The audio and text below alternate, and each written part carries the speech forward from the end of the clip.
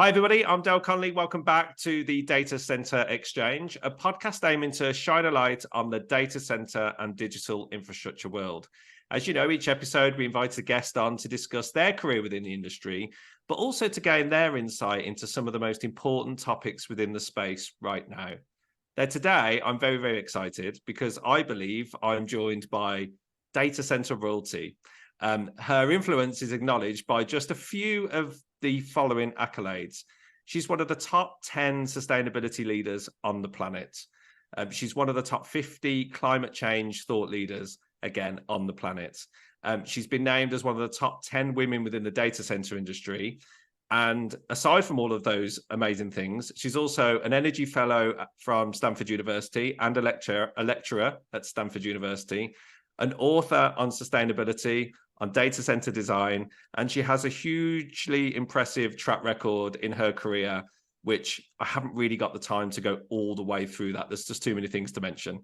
But I'm delighted to announce and welcome Susanna Kass to the podcast. Susanna, thank you so much for joining us on the Data Center Exchange. Thank you for having me, and thank you for the very kind introduction. No worries, no worries. Now, as you know, I always like to start with just a little bit about you to give the listeners some insight into your career and I guess where it all began. That's where I kind of like to start, because my understanding is, if you don't mind me saying, your career spans sort of nearly 3 decades, and there's such diversity and really, really fascinating. So yeah, please tell us how it all began and where it all started for you, please. Thank you. Hello, everyone, and thank you for listening. I'll keep it brief because you can find out more information about me if you're interested in any part of my career or want to connect, which I really hope you will, from my LinkedIn profile. I'm a very transparent person. I think it all started with the fact that I am what we call a geek. I enjoyed technology when I was a very young girl, and when I was growing up, I was fascinated and I love to read. So no surprise, I got into the computer science academia in terms of studying to get my first degree in computer science. Subsequently, I got advanced business degree, and I think Dell already mentioned, from Stanford University, and hence I want to give back to be a guest lecturer now on my campus. We call it the farm. So I'm based in the Bay Area, so it's really nice to actually have all of you here. And thank you, Dell, taking the time from your UK live to spend a few minutes with me. I guess I have to say that when I first graduated from computer science, I was fascinated with how quick computing processing is. And believe it or not, actually, my second program I wrote was actually regarding artificial intelligence, which is obviously a household name for everybody now.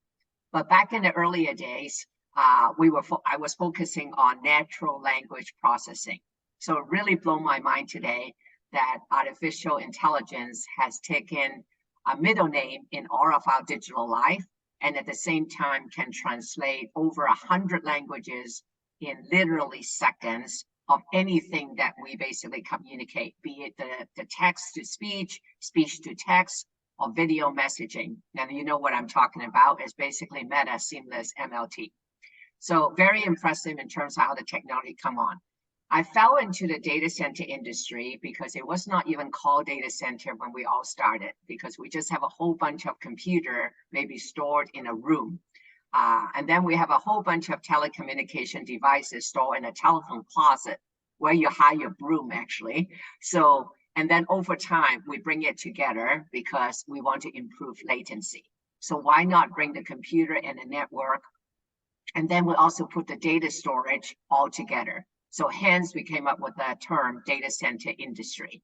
So to fast forward this, my career has been working for enterprise companies such as HP and Sun Microsystem, which subsequently sold to Oracle to be the data center. And we serve as client, and I have a running history of servicing enterprise clients such as Goldman Sachs for over 18 years now, is effectively help our client to do their computing task. So it was outsourced before it was actually turned into the cloud. So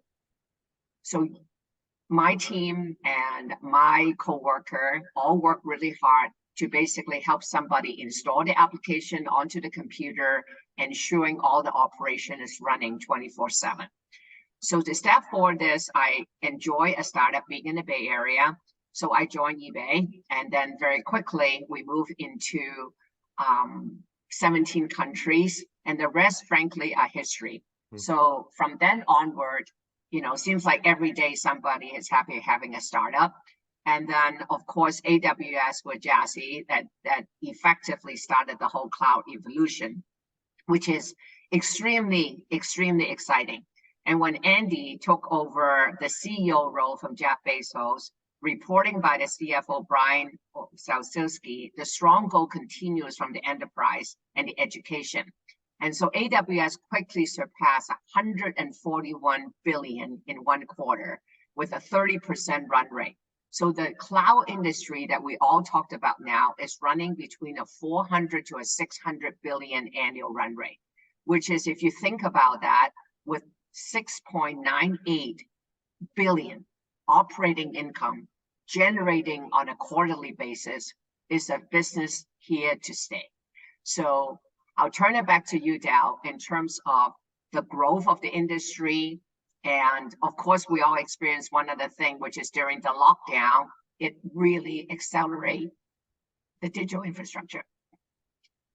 Yeah, no, it absolutely did. And I think, with the explosion of AI, and you mentioned AI being a household name now, it absolutely is. And, I think that's going to really drive the industry to the next level over the next few years. And look, we're a staffing business. We see those patterns emerging now. I think there's been headwinds in the industry over the last 12 months. There has been in the world, but I think such is the demand for AI, such is the demand for data centers. I think the next few years are going to be exciting, challenging, but full of growth. And as you say, the industry is definitely, most certainly here to stay.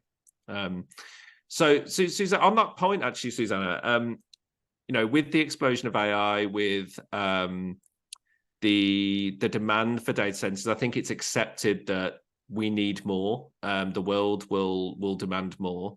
But with that, and the way that data centers operate, and I'm not an expert, but it makes me feel that sustainability has never been more of an important topic to discuss. Would you?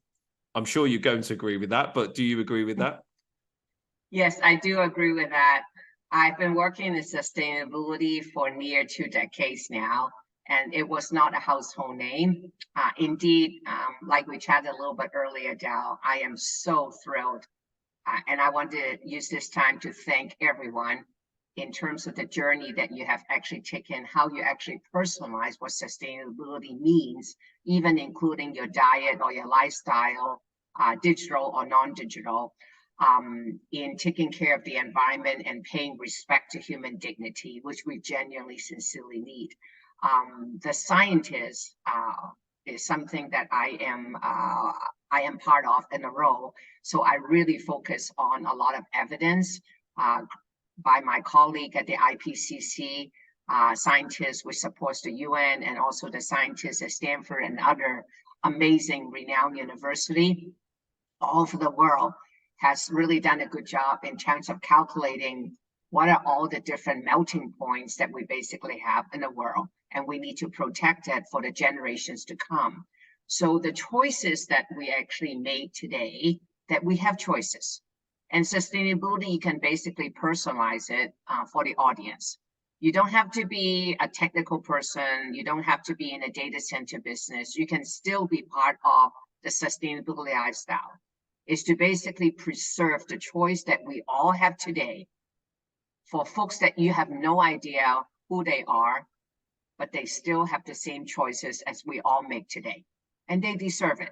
And that is, in my opinion, a very common way of looking at paying respect for human dignity, for the random act of kindness, for the years to come, in a generation to come, that you don't need to be technical about it. You just know it.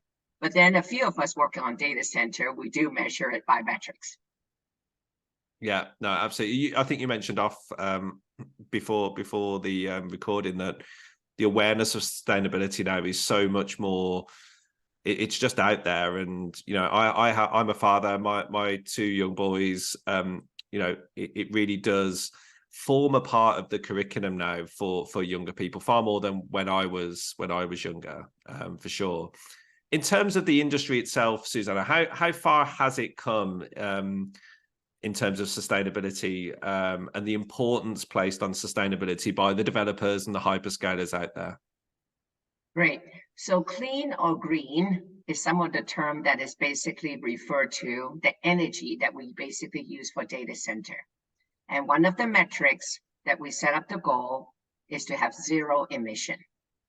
So it is extremely important when we are a data center designer or inventor that we measure ourselves when we set up the goal. And I fundamentally believe, I think it's a little bit part of my business school background, that if you set up the goal, make sure it is measurable and it is specific and it has a timeline to it. So you know where you're going from a progress perspective, or you can pivot because you run some experiment and you fail fast and you say, this doesn't work, and therefore I need to pivot it to find a different way to achieve the goal. So renewable energy is the power that is basically being embraced by the data center industry. If nothing else, I'm extremely proud by a couple months ago that we have the Climate Week event in New York, and the data center industry clearly showing leadership in terms of embracing and adding incremental renewable energy onto the grid through wind, solar. And we are absolutely a big consumer of hydro. And believe it or not, we even experiment with geothermal and also nuclear, which give unlimited clean energy.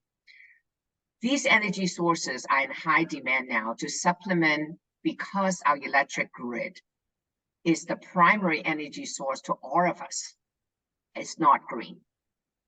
And hence, the data center is becoming an accelerator or an off-taker to saying that I will buy into it of your clean and renewable energy. Please generate more. Hence, to support one of the UN SDG goals, the background behind me is a responsible consumption and responsible production. So hence, the sustainable development goal is there. So energy transition is definitely one of them, and it is very well known.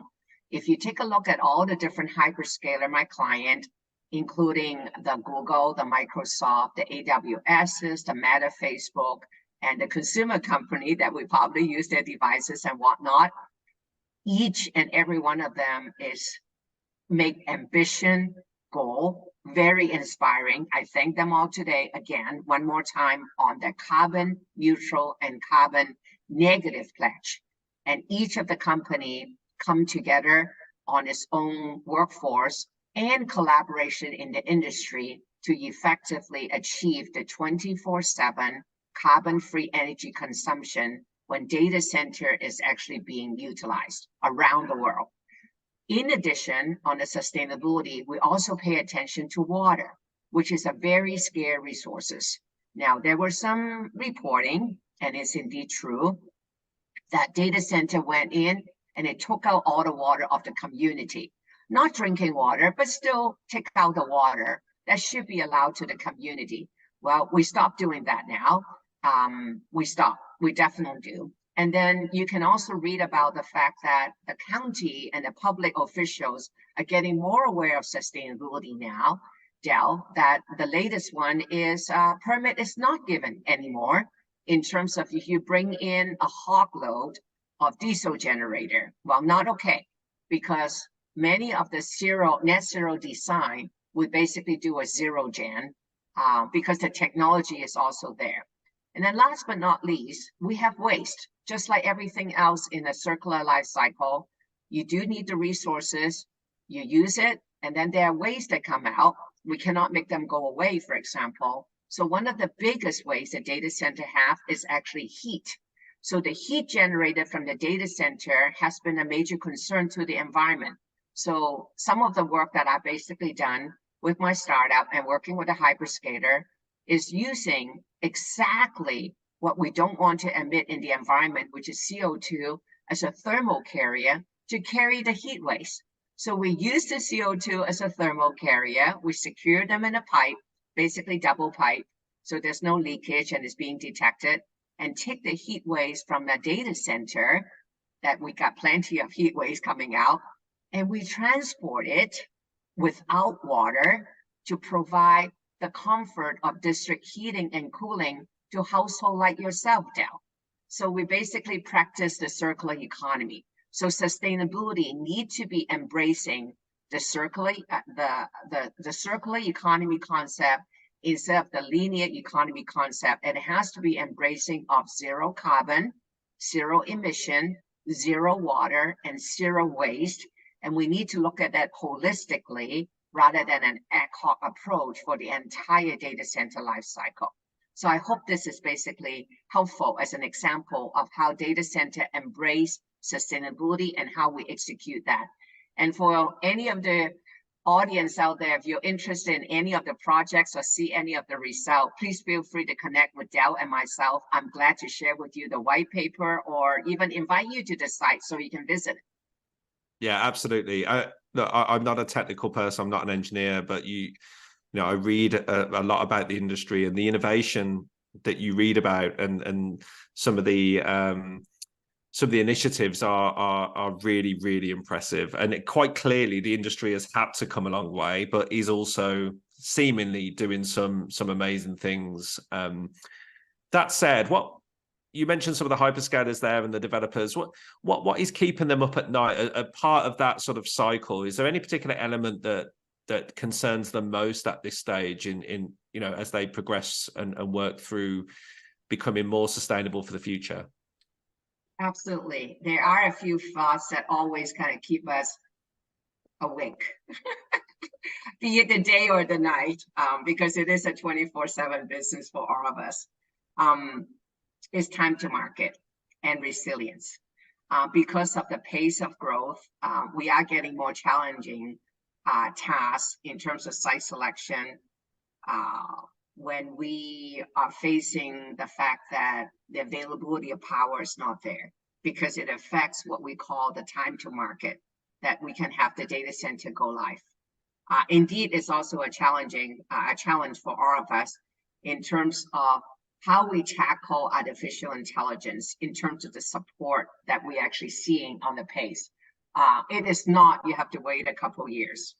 Frankly, every day during the day, because we operate around the world, you are seeing jaw-dropping, exciting breakthrough. And what I'm basically working on is a very small sliver of it in terms of utilizing AI to come up with breakthrough science that we actually can benefit the data center industry. So it is very exciting time for some of you wanted to join us in the data center industry. We actually definitely need more women, and we need people of all kinds, and especially the younger generation, because the sustainability literacy level for younger generation is much needed. It is easier to bring in somebody who really believe in sustainability because they're living a lifestyle than to actually teach some people older what is sustainability. So I much rather work with folks that can do that. And then the one part that I have to say still is a struggle for all of us is the concept of bring your own power. So you can kind of come into a location, but you need to figure out how to actually create the on-site energy. We can do that with technology, but it's still not affordable yet. And then at the end of the day, the one word that summarizes all data center is really resiliency. So we are exploring and anticipating different fuel type, the clean fuel type, of how we actually be able to adapt to the new normal and be able to not use a generator, or if we use generator, we want to use clean fuel versus diesel.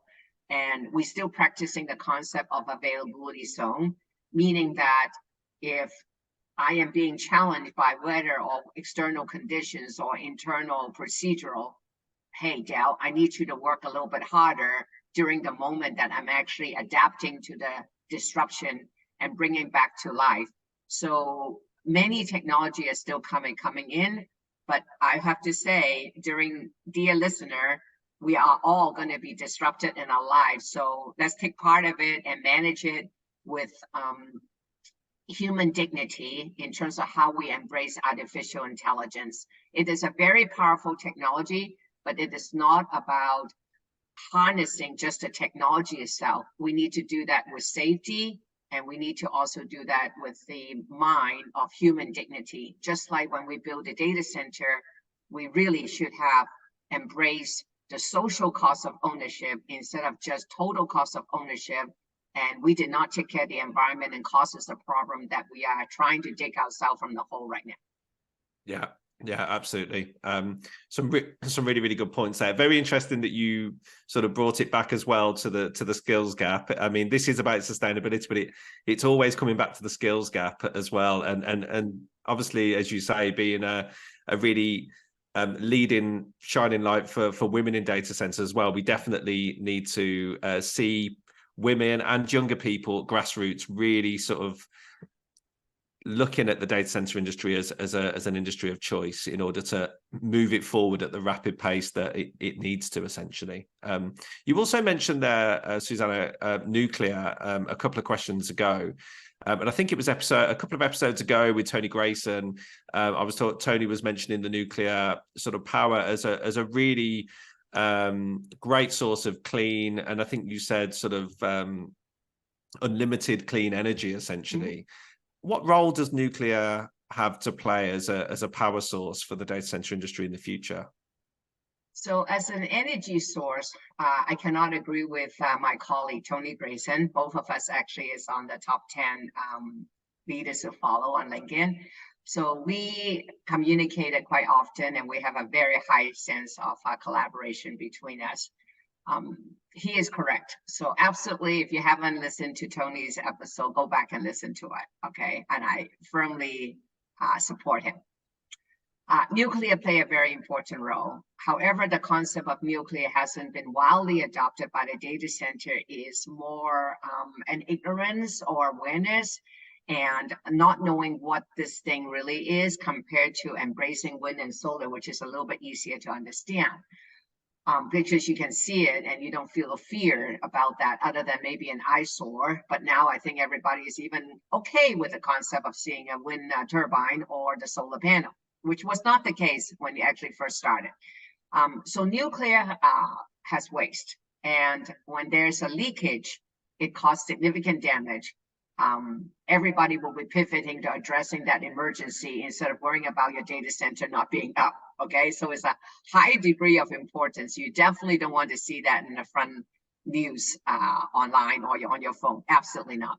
So the preparedness of it, the alert, what you basically do that, and it's not something that the data center is equipped to deal with because we are really technologists. We know how we deal with the server, and we are, marginally okay now dealing with basically energy, I have to say, in that regard. But the experts are really the electric utility industry. So you need the expert that really understand about how to basically deal with nuclear reactor. What are all the procedural process that you need to do in terms of the different generation, and what might be the preparedness that one need to be worrying about. That is the most important, in that regard. So one is actually being done by the expert itself. I would have to say the output of nuclear has tremendous potential because it is really limitless. And if you can make that affordable, what I call at a boundary, which is done outside the fence of the data center, any industry, not just data center, highly industrial operation that will require 24/7 and renewable energy should pay attention to that if it is affordable and available to them, in that regard. So I think the key thing for me would be to like to see the experts that know about how to do the nuclear, such as a few of the utility already have launched it, and it's a significant investment as well, Del. Yeah. Okay, so when you build out the nuclear, you need to think about a longer internal rate of return compared to, hey, I can just put solar on the roof and a parking lot, and you have some shorter time of return. So it is being thought out. It has tremendous potential, and clearly the output has been demonstrating it. one of the professors, Stanford, Jacobson, has always been a big fan about supporting it. And he did a lot of technical paper to validate, to show the evidence of it. And it would be wonderful if actually that become more adopting, the industry will be more embracing the technology. I'm a big fan of that. Yeah, no, absolutely. And we obviously talk a lot about access to power when it comes to site selection and locations. But how much does sustainability come into the talking point when it comes to site selection for developers, for hyperscalers, Susanna? Yes, it's extremely important because as much as we all interact with data center and we only see oftentimes the digital part of it, the data center physically is actually not in the cloud. It actually is on ground. It has to actually have a physical location somewhere. Once it actually have the physical location and you set up effectively the architecture to have an availability zone, then you really, the location is less important. But the location has a lot of attributes and requirements, such as physically where the people are going to go work, physically where the server is actually going to be located, where it's basically all the fiber connection is going to do its task, and how can actually it be resilient compared to getting access of power from hopefully 2 independent feed. So the physical location is important. So when we are all out there doing the siting of the data center, we not only want to just take something from the environment, such as the power. I'd like to bring to your awareness that we are also concerned about how we can benefit the physical location and the community around us. Who can use our heat waste? What might be the scarce resources that we basically build a data center that is less disruptive of the community? I can share with you a picture afterwards if you like to also insert that to the audience, that we are actually building the future of data center, at least a few of us in the hyperscale, that you cannot find the data center because it blends so well in the urban community and it's actually being disguised. But you know it's actually there because we are the one who's actually bringing the community the renewable energy. We are the one that is harmonizing the resources in terms of from a water perspective. And at the same time, we are also giving you the district heating and cooling services without you actually having to use the grid itself. So by then, we are also supporting you to be sustainable because you're also off grid. And the water that you might be using to water your plants and whatnot, if we use hydrogen as one of the clean fuel, the byproduct is actually water. And we will allow that to actually give that to you. So a data center can actually be the source of district heating and cooling, and also the source will provide you the water of the community.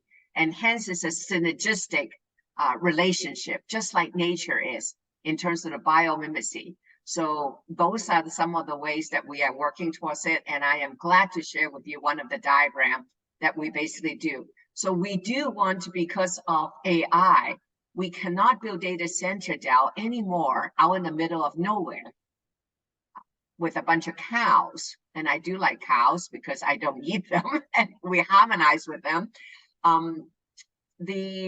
What we need to do is to basically bring data center in the urban community, because many of the data center are not all equal. Some of them is actually called the edge. Yep. And I need to live in a community, such as enabling you to actually have an accurate and real-time and sensitive GPS instructions and whatnot. So that need to take place closest. The location is very important in terms of the proximity where the device is going to be. And we all know there's going to be trillion of Internet of devices, trillion of AI-enabled devices, be it drone, be it transportation vehicles and whatnot, or just sensorized that you wear on your body, such as a watch or clothes and whatnot. And what we like to do is actually make them to be a net zero product for you. But in order to give it a digital life, you have to basically have the heartbeat in a data center, and we want to make sure that we support you in that regard. So it's really exciting times in terms of working on these design, and the location, Dell, is everywhere. Yeah, it's really interesting you say about the harmonious sort of relationship between data centers and what they can do in providing heat and water to communities, which is amazing. Those urban data centers, just purely as an example, what sort of metrics would businesses be monitoring over, long period of time in terms of the effectiveness or the impact that they have on the environment and also socially as well? Indeed. Well, one of the key things what we want to measure with the Internet of Devices, which I have to say is actually at the perimeter of the data center. Data center just enable these devices to be productive, to be working, to be always on. We actually don't even talk to the users. We don't even use the term anymore because there's no users. It's basically machine-to-machine computing. So the metrics we basically use is the traditional quality of service. So I always oftentimes joke about the fact that I know I returned from an international trip back into US because sometimes I would say, can you hear me? And I have to admit that, most of the world, I don't actually have that problem. So quality of service is one of the metrics we do. The second metrics, and we all are familiar with that, is basically user experience. Okay, so how much will you tolerate in terms of looking at the circle when you're shopping? Well, how about less than 4 nanoseconds? Statistically showed that billions of dollars of e-commerce have been aborted because of the fact that no one wants to wait.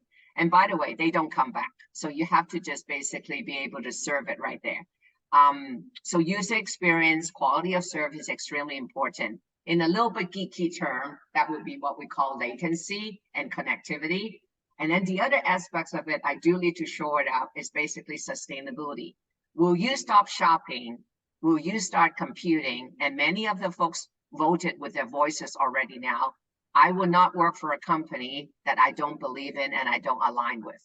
No matter what the monetary value might be, no matter how much it may inflate my ego, but I just would not work for them because I don't believe in their mission statement and whatnot. So for example, I would not work for a gun company, and I would not work for anything to do with violence against women, and just not something that I believe in, in that regard. So we hope that many of the company currently now are taking systematic steps towards sustainability and environment and the voices. And with that, you as a consumer, as an individual, does it align with your passion and your goal? And this is really outside of work, because during the lockdown, Dell, it's really have been proving that majority of the compute actually happened not because of work. Granted, Zoom was an overnight phenomena, but it's really indeed how the society is actually being run, how we like to be entertained ourselves, how we want to communicate with each other, and how we actually like to receive services such as health services or government services. They are much more important than traditionally the data center only support enterprise work.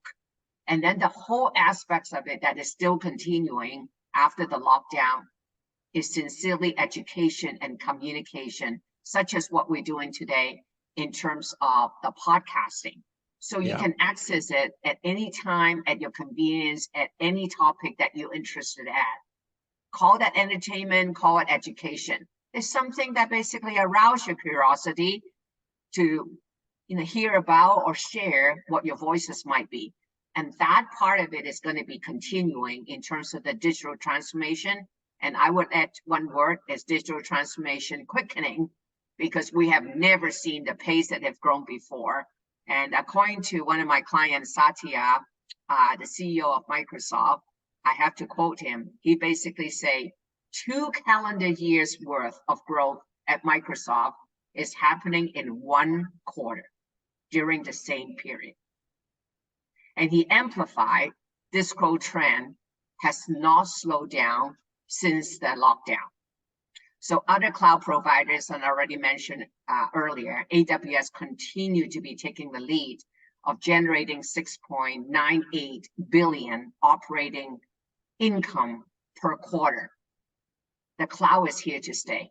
Yeah, incredible numbers. Now, just to take you back to something you just said there about companies putting together their when they're looking at their sustainability initiatives, just wanted to sort of provide any listeners out there that are going through that sort of aspect with their business, whether it be within the digital infrastructure space or something else. What common pitfalls do you see businesses making when they're looking at their sustainability policies or initiatives? Any hints and tips on what to avoid and where to start almost? Yes. Well, I am a data center advisor to the UN Sustainable Development Program. So I have to admit that it is wonderful to be aligned with industry standard. So the UN SDG goal is a very good place to start as a blueprint. You can self-identify within the 17 goals, which goals basically aligned with your objectives in terms of sustainability, such as water, climate action, responsible consumption or generation, because we all use energy, we know that. So that's an easy place to start. But you also use water and you need to be responsible about that, especially you're in the beverage industry, for example. Okay, the pitfall is the following. Just do the right thing. This is not about messaging. Okay, when you set up the goal, have an internal way to measure it in terms of understanding what your baseline is throughout your entire global enterprise or your own self. What is really your emission baseline? How many trips do you take? What is basically your habit? Do you jump in a car and go out and get a carton of ice cream in the middle of the night? Versus you don't even own a car and you don't even care about having a driver's license now in the current lifestyle because you are a full subscriber of actually using public transportation. And you also take a look at the public transportation vehicle that you basically take, you'd be coming to see that in your community or some community are basically all clean air transportation. And then you self-identified whether you're even going to live in that community around the people, around the city that you're actually basically being built. So many of them, many of our habits, I have to say, Dell, is really from a sustainability perspective. So take it at the company level, identify your baseline, know where your goals are in terms of desired state, and have a systematic way to be able to achieve that and measure yourself along the way. It is not a journey that you need to take by yourself. Absolutely not. We are actually better together. So let's collaborate and learn from others. Well, you don't need to pioneer on my pain and all the mistakes that I made. Well, why don't you take on the platform of what we have that we have already accomplished, and then you can start from there. We're all here to help each other to achieve the goal that we basically have. And we absolutely should do it as a community that we travel. And then bring your A game. Bring your passion. Identify where your superpower is going to be. Invite the women along your way. We all know that if we all work together with a diverse view and we set aside our prejudice, you'll be amazed how your actually mind can just feel relaxed and we can all be the inventor and the driver and the creator for the future of sustainability that we barely currently now scratching the surface. And use technology to innovations such as artificial intelligence, generative AI, the results of machine learning, and the inference model to map it to be reference of what we are trying to accomplish and be able to bring it all together in your mind that is basically driving the direction and the change that you like to see the world to be. You are the person you are the only person who actually can make the change that you like to see the world to be. Absolutely. And what I love is you often refer to almost an individual passion or responsibility, because I sometimes feel that businesses, it's more of a corporate decision. And with regards to certain sustainability or carbon footprint or whatever it may be. It's kind of a decision made at the top, and I really feel it's so important to involve everybody, for everyone to play their own role within the organization, and being passionate about sustainability and almost doing their bit. I sometimes feel businesses keep it too top line, too exec level decision, when if you involve everyone else as much as you can, people buy into those visions a little bit more, I would say. Well, let me share with you one statistics. Well, the data centers industry is here to stay, right? And the average data center technician or professional is actually 43 years old. And if you think about the senior management role, it's actually worse. It's 53 years old. Not to make fun of my country, who I love a lot. Can you find somebody younger be able to take over the realm of the leadership? We need younger leadership. And if you look at the diversity results, majority of them are 73% are men. Only 20-some-odd% are women, and it's a single digit for diverse ethnicity in the data center. Now, so to sum it up, do you want to live the decision being made by these old white male? No, absolutely not. Okay, because the whole community is now comprises of a mixed gender, and the decisions are being different. Now, many great decisions are being made by these wonderful legends and grandfathers who have built this industry from scratch. I absolutely thank them, and I tip my hat to them. But going forward in terms of driving where the industry is going, I hope I jolted your thinking that what are you waiting for? You need to come in and take the industry in parallel. We like to see the data center industry to be led by a more diverse community, more women, ethnicity in all kinds around the world, because it's a global business. And at the same time, it would be wonderful to be led by the younger generation, because the literacy for sustainability, remember what I said a little bit earlier, is natural for younger talent. So I hope that you all going to come in and you all play a part, you make the contribution, and more importantly, drive the change that you'd like to see the world to be. Don't wait for somebody else to make the decision on you. Learn from us. Don't get me wrong. We have done some really good work, but that is not the only way it's going to get done. So I cannot be more excited to see the change that will be unfolding for us in the next generations to come. I think we should end the discussion on sustainability on those points, because they're great points and very powerful points as well, Susanna. So yeah, thank you for those. I think that was amazing. Thank you. I always ask my guests a couple more questions just before they depart. The first one is, what's the next 12 months like for you? What exciting things have you got that you can share with us? Yes, I am working on a few design goals. One of them is absolute zero. And we will continue to be implementing not a net zero design, which is effectively still try to make up the gap that the grid has, that is not 24/7 green all the time. So there's a lot of offset projects that we have done and continue to do that. To be specific, 64.9 gigawatt of renewable energy projects are being procured, are being brought onto the grid, which is a lot, and we like to continue to do that. But absolute zero just resonate with Susanna in the fact that I don't want to do any offset anymore, and I'm still drinking dirty. Yeah, I feel pretty good because I brought on a new wind and a solar or hydro or nuclear project.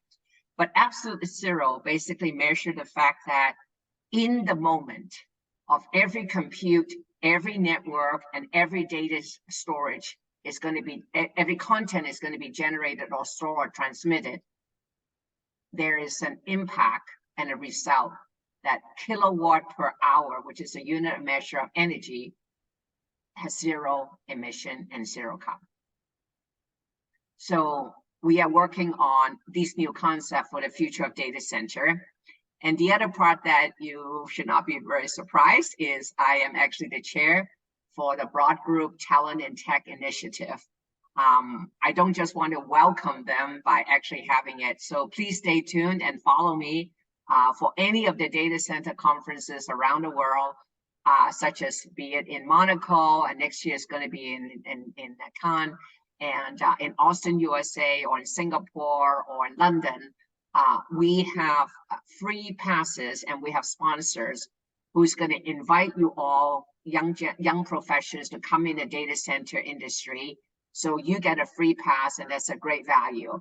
It's not only you just come to the conference, we genuinely have a navigated, we're like your concierge, let's put it this way, to map into what your ideas might be that you're interested in. So sustainability is definitely one of the goals, and the other one is actually very high in the category, of course, is AI and also on cooling. So we're seeing that very exciting. So basically working with people, continue to build the next generation of AI-ready data center. I am absolutely passionate about digital infrastructure and sustainability, and the nexus and the intersectionality of both of them in terms of what that means for the environment, pay respect for human dignity, paving the way for years and generations to come. When I expire my Earth life, it would be very encouraging and motivating. Yeah, absolutely. I've got a feeling, Susanna, you're going to be pretty busy over the next sort of 12 months, maybe a few years. Well, we are always busy. The key thing is time is of an essence. Where each of us wanted to spend our time, and who do we want to spend the time with? And then from then onward, if you don't even feel like you're working, because you just really enjoy, just like I'm enjoying right now in terms of having this conversation with you, Del. That's not work. Yeah, no, absolutely not. It's not.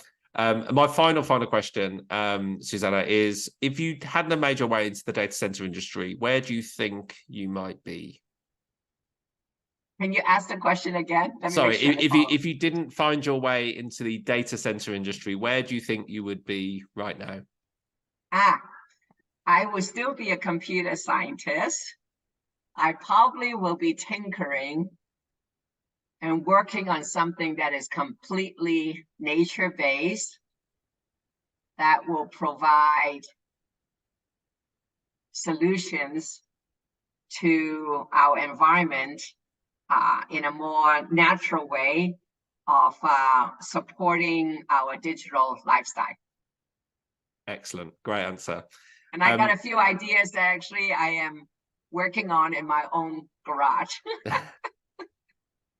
Excellent. So hopefully you'll have me back and I can share with you my experiment and how I fail, but I learned fast. Look, we would love to have you back. We really, really would. We could. I know I'd have loads more questions, and I'm sure the listeners would have lots of questions for you too. But for now, Susanna, I just wanted to say thank you so much for coming on. It's been a real honor and a pleasure. Thank you. Wish you all the best for the remainder of the year and for next year. And I'll be looking out for you on LinkedIn as one of the, as I said to Tony Grayson, the Kim Kardashian of data centers. You guys are influencers out there, so keep it up. Love to read what you're doing and what you're up to. Thank you. Thank you. Thank you. Bye-bye. Great. Take care.